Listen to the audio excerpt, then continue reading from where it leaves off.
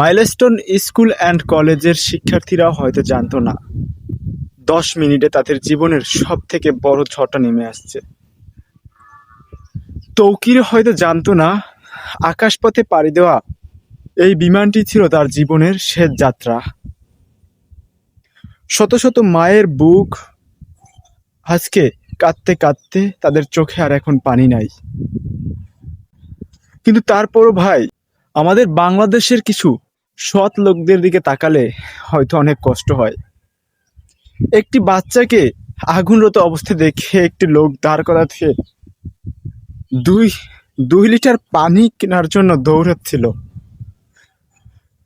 তখন কেউ হয়তো পানি দিতে চায়নি, কিন্তু 2 লিটার পানি তাকে কিনতে হয়েছে কত, 600 টাকায়। কষ্ট লাগে ভাই।